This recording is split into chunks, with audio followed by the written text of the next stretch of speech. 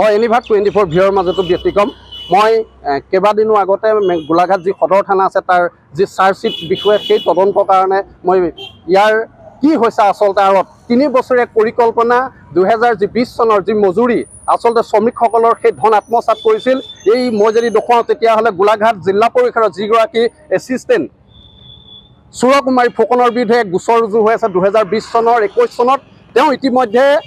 আমাৰ যি সাংবাদিকৰ যি কেমেৰাৰ পৰা তেখেত আচলতে আঁতৰিছে এই গোটেই যি ঘটনা আচলতে শ্ৰমিকে কেনেধৰণে তেওঁলোকৰ পে একাউণ্টৰ জৰিয়তে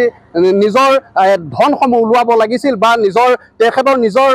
চেকৰ জৰিয়তে এই টকাখিনি ওলোৱাই লৈছিল আচলতে যিসকল শ্ৰমিক আচলতে ন্যায় পাবনে ইয়াৰ তদন্ত বিচাৰি ইয়াৰ সবিশেষ আপোনালোকে চাই থাকিব মই আজি উপস্থিত হৈছিলোঁ এই জিলা পৰিষদৰ যিগৰাকী সুৰকুমাৰী ফুকন তেখেত ইতিমধ্যে আমি লগ পাইছোঁ আৰু তেখেতৰ কাৰ্যালয়ত আমি এই বিষয়টোৰ কথা অৱগত কৰিবলৈ গৈছিলোঁ আচলতে কি কাৰণে মই যদি দেখুৱাওঁ এইখন আপোনালোকে দেখিছে এইখন বিত্ত বিভাগৰ যি ধৰণৰ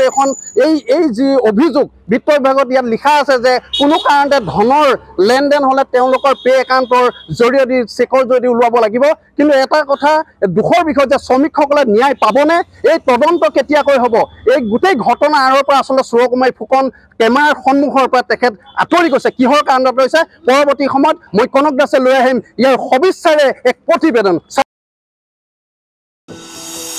এনিভাৰত 24ৰ প্ৰথম প্ৰয়াস জুবিন গাৰ্গৰ গীতৰ প্ৰতিযোগিতা জুবিনৰ গানে কি আনে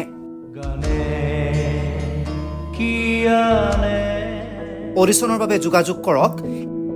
8638661821 আৰু 8812831556 নম্বৰত এনিভাৰত 24 উদ্যোগত এটা নতুন সংগীতৰ প্ৰতিযোগিতা আয়োজন কৰা হৈছে য'ত মোৰ গানৰ প্ৰতিযোগিতা হ'ব আপোনালোকে তাত প্ৰতিযোগী হিচাপে আহিবলৈ পাৰিব আৰু মোৰ ফালৰ পৰা আন্তৰিক শুভকামনা জনাইছোঁ আৰু অনুষ্ঠানটোৰ নাম হৈছে গানে কি আনে সকলোকে মৰম জনাইছোঁ সকলোৱে আহক ইয়াত অংশগ্ৰহণ কৰক thank you very much love U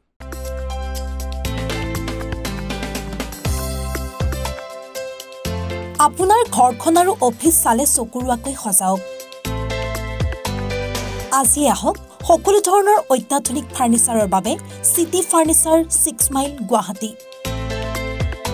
আমাৰ ঠিকনা 6 মাইল পাঞ্জাবাৰী ৰোড পুৰবিতাৰীৰ সন্মুখত গুৱাহাটী আমাৰ যোগাযোগ নম্বৰ 9435013969